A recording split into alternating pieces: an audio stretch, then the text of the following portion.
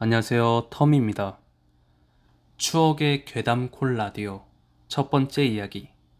진시황은 살아있습니까? 이야기 시작할게요. 오늘은 교수님에게 들은 기묘한 이야기가 있거든? 일단 그 교수님에게 이야기를 들었던 상황에 대해서 얘기해줄게. 그 교수님은 중국어 학과 교수님이시고, 단순히 중국어만 하시는 게 아니라 중국의 문화나 지역 역사 같은 것도 굉장히 해박하셔. 지금은 나이가 많으시지만 젊었을 때는 직접 중국 이곳저곳을 돌아다니기도 했대. 이건 지금으로부터 몇십 년 전, 그러니까 교수님이 아직 젊었을 적의 이야기야. 지금은 중국 여행을 하는 게 쉽지만 92년 한중수교 이전에는 쉬운 일이 아니었어. 중국은 공산주의 국가였고 실제로 종북주의자들이 중국을 루트로 북한에 가거나 주체 사상을 배우는 경우가 종종 있었던 모양이야. 그래서 과거에는 중국을 방문하려면 굉장히 복잡한 절차를 거쳐야 했고 비용도 장난 아니게 많이 들었대. 그래서 교수님은 자신과 뜻이 맞는 친구 2명과 함께 조금 편법을 준비했대. 한국에서 중국으로 가는 게 아니라 한국에서 동남아 그리고 중국으로 가는 루트를 타는 거였지. 오해할 사람이 있을까 싶어서 미리 말하는 거야. 우리 교수님이 중국을 여행하고자 했던 것은 순수하게 학자로서의 열의 때문이었어. 당시 중국은 미지의 세계나 다름없었고 대학생들이나 학자들도 진짜 몇십 년 전에 나오는 교재로 공부하고 있었대. 그러다 보니까 중국 문화 연구는 상당히 열악할 수밖에 없었고 그래서 중국 여행을 계획한 거지. 무슨 불순한 의도가 있었던 건 아니야. 그런데 문제가 생긴 게 처음에는 한국, 동남아, 중국으로 가려고 했는데 동남아, 그 라오스인가 필리핀인가 기억이 잘 안 나는데 입국 심사가 탈락한 거야. 당시 한국은 못 사는 나라였고 그것 때문에 불법 취업 문제가 심했나 봐. 그래서 교수님은 다시 일본을 거쳐가는 루트를 세웠대. 잘은 모르지만 일본에서 동남아로 가는 것은 수월했나 봐. 그래서 교수님과 친구분들은 그 말만 믿고 일본으로 갔대. 그런데 거기서도 입국 심사 탈락. 와, 우린 진짜 다 망했다 이러고 있는데 제일동포 한 분이 자신과 함께 가지 않겠느냐고 제안을 했대. 그분은 일본과 동남아를 오가면서 보따리 장사 비슷한 걸 했는데 그쪽 관리들이 엄청 썩어 있어서 적당히 뇌물 좀 찔러주면 장사꾼들 3-4명쯤은 눈 감아준다는 거야. 그 말에 혹한 교수님과 친구분들은 단방에 오케이 하면서 따라갔대. 사실 그것 말고는 방법이 없었고 말이야. 다행히 방법이 통해서 동남아까지는 무사히 도착을 했어. 그런데 당시 무슨 일이 있어서 중국 입국이 또 힘들어졌나 봐. 그런데 여기까지 와서 다시 돌아갈 수는 없잖아. 악이 바친 교수님은 불법적인 루트까지 찾기 시작했고 중국까지 무사히 데려다 준다는 브로커를 만났어. 브로커가 말한 루트는 대강 이랬어. 우린 강을 통해 밀림을 지난 다음에 중국 작은 마을에 도착할 거야. 거기까지 데려다 줄게. 거기가 무슨 지방이라고 했더라? 어쨌든 좀 울창한 밀림 지역이고 중국 공안도 잘 안 찾아오는 오지래. 그래서 오가는 게 쉬울 것이라고 하는 거야. 그렇게 교수님과 친구분들은 동남아에서 중국까지 밀입국을 시도하게 되는 거지.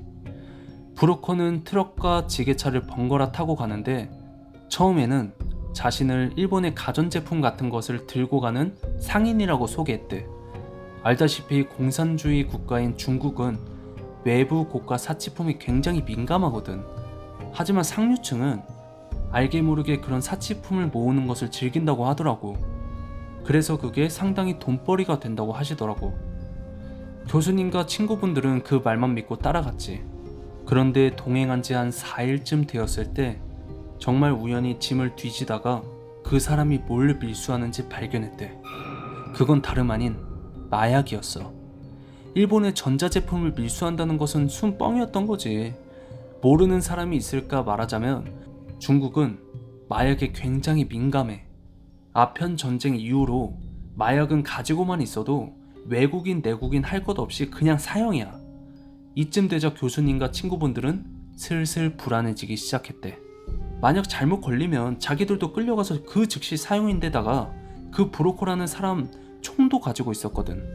만약 실수로 이상한 모습을 보였다가는 입막음을 하려고 죽음을 당했을지도 모르는 일이었어.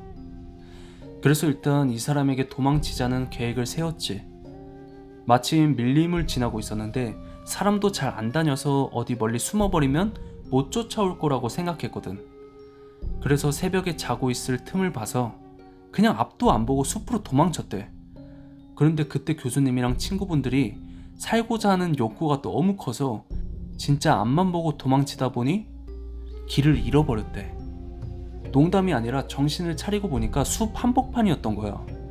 당시 교수님과 친구분들은 그냥 숲에 숨어 있다가 왔던 길로 되돌아가면 될 거라고 생각했던 거야.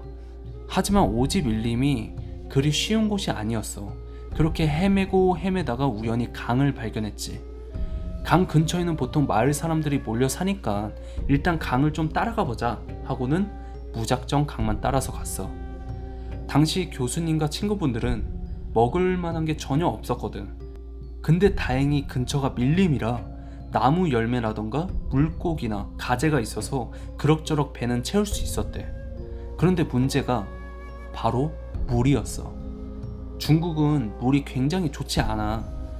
황하강 들어봤지? 강 자체에 뿌옇게 흙먼지가 끼어 있거든? 그래서 물을 끓여 먹는 차 문화가 발달한 거야. 일단 목이 마르니까 근처에 강물을 마셨는데 이것 때문에 매일 설사에 시달렸대. 급기야 탈수까지 왔고 밀림을 헤맨 지 한 3, 4일쯤? 정말 죽기 일보 직전이었대.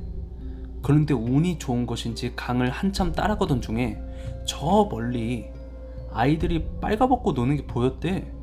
죽기 일보 직전에 사람을 만나니까 너무 반가운 거야. 그래서 어떻게든 도움을 청해야겠다 싶어서 막 달려갔는데 아이들이 선생님과 친구분들을 보자마자 미친 듯이 도망을 간 거야. 그런데 이게 그냥 순간 놀라고 무서워서 도망치는 게 아니라 무슨 맹수나 산 짐승을 보고 놀라서 도망치는 것 같았대. 그런데 교수님은 여기서 저 아이들을 놓치면 난 죽는다 라는 생각이 불현듯 들면서 그냥 뛰는 아이들을 보고 무작정 쫓아갔대. 물론 교수님과 친구분들은 탈수로 힘이 없었지만 어른이었고 아이들을 앞지르는 것이 어려운 일은 아니었지. 그렇게 아이들을 쫓아 막 달려갔는데 아이들이 갑자기 어디 벼랑 틈으로 숨은 거야. 그래서 따라가 보니까 거기에 조그만한 촌락이 있었던 거야. 그런데 그 마을이 무슨 우리나라 새마을 운동 당시에 시골 마을 보는 것 같았대. 막 벽도 황토벽이고 지붕도 초가집이고. 갑자기 아이들이 놀라서 달려오니까 마을 어른들도 놀랐는지 우르르 몰려왔나봐. 교수님과 친구분들은 그냥 사람이 있다는 것에 반가워서 막 붙잡고 도와달라고 통사정을 했대. 교수님도 처음에는 식인종 생각을 하셨어. 교수님은 중국 여행을 계획하셨을 정도로 웬만한 통영 중국어도 능통하고 한자도 많이 아셨거든. 그런데 아는 중국어를 총동원해도 도저히 그 사람들이랑 말이 안 통하는 거야. 하지만 일단 지금 꼴이 말이 아닌데다가 막 바디랭귀지로 막 힘들어 죽겠다 식으로 대강 하니까 마을 사람들이 점차 경계를 풀고 물이나 먹을 것을 가져다 줬대. 그렇게 정신을 좀 차리고 나니까 그 마을의 촌장? 비슷한 사람이 왔대. 이 사람이 하는 말이 너무 방언이 심해서 도저히 못 알아듣겠는 거야. 분명 이게 중국어 같은데 중국어가 아닌 것 같은 그런 기분? 근데 이 촌장이 계속 뭐 한 가지만 말하더래. 뭐 찌뿌찌오와워 찌우잉? 뭐 그냥 무슨 말만 해도 뭐 찌뿌찌오와워 찌우잉? 배고프다고 해도 똑같은 말. 여기가 어디냐고 해도 똑같은 말. 이 말만 계속하는 거야. 그래서 도저히 말이 안 통하니까 답답해서 교수님이 메모장이랑 볼펜을 꺼냈대. 일단 그들도 어느 정도 글자는 쓸 수 있으니까 한자로 필답을 하려고 했던 거지. 잘은 모르지만 과거의 언어가 안 통할 때 한자 문화권에서는 종종 이렇게 한자를 통해 필담을 했대. 촌로는 볼펜이랑 메모장을 신기해하면서 뭐라고 막 열심히 썼대. 그런데 웃긴 게 이 사람들이 쓰는 한자도 정말 듣도 보도 못한 한자라서 뭐라고 쓰긴 쓴 것 같은데 진짜 알아보지를 못한 거야. 한 몇 시간쯤 이렇게 되니까 양쪽 둘 다 지쳐서 그냥 모든 걸 포기했대. 그래서 일단은 그 마을에서 묵기로 했는데 그 사람들 조금 이상한 점이 있었대. 교수님이랑 친구분들이 이제 잊고 있던 물건을 굉장히 신기하게 생각했대. 그리고 남자고 여자고 그냥 털이 수북해서 무슨 원숭이를 보는 것 같았다는 거야. 근처에 나무나 벼랑이 많아서 그런지 다들 그런 데를 도구 없이 척척 올라가는 등 우리가 흔히 말하는 대륙의 기상을 보여준 거지. 막상 먹고 자는 게 해결되니까 잊고 있던 학구열이 떠오른 교수님이랑 친구분은 이것이 기회다 싶어서 마을 이곳저곳을 돌아다녔대. 뭐 딱히 말리는 사람도 없고 말이야. 특히 이 사람들이 무슨 노동요? 비슷한 걸 불렀는데 무슨 뜻인지도 모르겠지만 그냥 최대한 비슷하게 외웠대. 나중에 도움이 될 테니까. 그렇게 며칠 동안 지내다 보니까 체력이 조금 회복됐는데 그 마을 촌장이 다시 부른 거야. 그리고는 막 열성 넘치는 바디랭귀지로 이야기를 하는데 대강 알아챈 뜻을 간추려보면 너 괜찮다. 여기 살아라. 내 딸 준다. 였대. 잘은 모르지만 오지 마을 같은 곳에서는 근친상간을 피하기 위해서 이렇게 잘못 흘러들어온 외국인과 결혼시키는 경우가 있나봐. 그런데 이런 오지 마을에서 결혼해서 살라니 그게 무슨 소리야. 교수님은 당연히 어이가 없어서 거짓말로 자신은 이미 결혼을 했다고 뭐 대강 바디랭귀지로 설명을 했대. 그런데 오히려 태연하게 뭐 결혼? 그게 어때서 둘째 마누라로 내 딸을 맞아라 라고 좀 더 강압적으로 나오더래. 그래서 슬슬 무서워진 교수님과 친구분들은 그냥 여기를 떠나겠다고 대강 설명을 했대. 그런데 촌장은 막 화를 내면서 너네들 못 가. 여기서 살아. 안 그럼 죽어. 이렇게 좀 무시무시한 얼굴로 협박을 했나봐. 그래서 교수님은 내가 여기까지 와서 또 죽게 생겼네 싶어서 다시 작당 모의를 했대. 그리고는 마을 사람들이 밭일을 한 틈을 타서 밀림으로 뛰었대. 다행히 먹을 걸 좀 챙겨와서 저번처럼 마냥 뭐 굶주리지도 않았고 잡히면 그냥 여기서 꼼짝 못한다는 생각에 무작정 또다시 밀림을 헤매고 있었는데 운 좋게 숲에서 동남아 사냥꾼을 만났대. 그래서 그들한테 도와달라고 빌었고 다행히 밀림을 빠져나와서 동남아에서 일본을 거쳐 무사히 한국으로 귀환할 수 있었대. 그리고 중국에서의 추억은 젊었을 적 개고생한 추억으로 한동안 남아있었지. 물론 이야기는 여기서 끝나지 않아.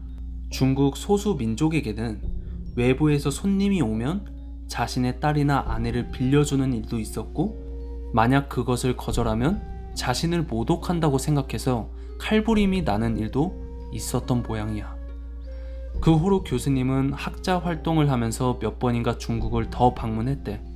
물론 이번에는 죽도록 고생하지 않는 합법적인 루트로 말이야. 그리고 그 뒤어 한중 수교가 맺어지면서 정식으로 중국도 여행하고 문물도 주고받는 뭐 그런 일이 일어났어. 그쯤에 어떤 중국 교수가 중국의 지방 방언이나 한자 같은 걸 연구한다는 소식을 들은 거야. 그래서 좋은 자료 같은 걸 찾는다는 이야기가 있었어. 교수님은 마침 그때 메모장에 써놓은 한자나 자신이 들은 문화 같은 이야기를 하면 좋아하겠다 하고 연구회장에서 직접 만나서 그 이야기를 했대. 물론 그 교수는 굉장히 흥미로워했고 말이야. 그런데 그 중국 교수도 메모장에 쓰여있는 한자를 도저히 모르겠다는 거야. 그래서 다른 교수에게 자문을 구하기 시작했어. 그중 한 교수가 주의 깊게 그 글을 읽어보더니 이것을 어디서 났냐고 물어봤대. 교수님은 내가 젊었을 적에 이래저래 해서 고생해서 마을 들어갔더니 그랬습니다 라고 쿨하게 이야기했대. 중국 교수의 말로는 이건 그냥 소수민족 한자가 아니라는 거야. 이 한자는 지금은 사멸한 진나라 시대 때 통용되던 고대 한자라는 거지. 그리고 번역해본 바에 의하면 메모장에는 진나라 한자로 빼곡하게 진시황은 살아있습니까? 진시황은 살아있습니까? 진시황은 살아있습니까? 만리장성은 얼마나 쌓았습니까? 만리장성은 얼마나 쌓았습니까? 만리장성은 얼마나 쌓았습니까? 라고 쓰여 있었대. 이 사실이 알려지면서 학자들은 한번 발칵 뒤집혔는데 중국에는 전설처럼 모인의 설화가 전해 내려온대. 일종의 상상의 동물인데 진나라 시대 때 만리장성 부역을 피해 도망친 사람들이 숲으로 들어가서 마치 원시인처럼 털로 뒤덮여서 살고 있대. 그들의 자손 대대로 숨어 살면서 아직도 진나라 시대 때라고 믿고 있다는 거야. 그리고 아직도 만리장성을 쌓고 있고 자신들도 발각되면 그 부역을 해야 한다고 생각하고 있대. 진나라가 망한 뒤에 무려 몇천 년간 말이야. 그 후에 교수님은 다시 문화 연구를 위해 중국을 다니다가 어디 만주 지방 쪽을 들르셨대. 그런데 거기서 만주어랑 중국어가 굉장히 유창한 할머니 한 분을 만났나 봐. 만주어는 지금 사멸 위기인데다가 하는 사람도 얼마 없어서 문제가 있는 언어였거든. 당시에도 상황이 비슷했고 어쨌든 그 할머니를 자주 찾아뵈면서 이런저런 연구를 하는데 어느 날 할머니가 유독 귀에 익은 노래를 하는 거야. 그때 마을에서 들었던 그 노동요였던 거지. 그런데 가사가 만주어였어. 뜻을 대강 해석하자면 만리장성을 쌓아라, 높게 높게 쌓아라, 뭐 대강 이런 뜻이었대. 그래서 할머니한테 그 노래 어디서 들었습니까? 물었더니 어머니와 언니들한테 배웠다. 그래서 만주 노래인가요? 라고 물어봤더니 아니다, 중국인 노래다. 가사만 만주어다. 그러면 오래 불리던 노래인가요? 그렇다. 어떤 중국인이 가르쳐줬습니까? 그건 모른다. 그런데 이거 중국인이 가르쳐준 게 아니다. 먼 옛날의 원숭이들이 가르쳐준 노래라고 한다. 라고 했대. 원숭이들이 모인을 가리키는 것인지는 교수님도 몰랐대. 그냥 전설은 전설이니까. 나도 이 이야기가 진실인지는 몰라. 하지만 교수님이 거짓말을 괜히 지어낼 분은 아니라고 생각해.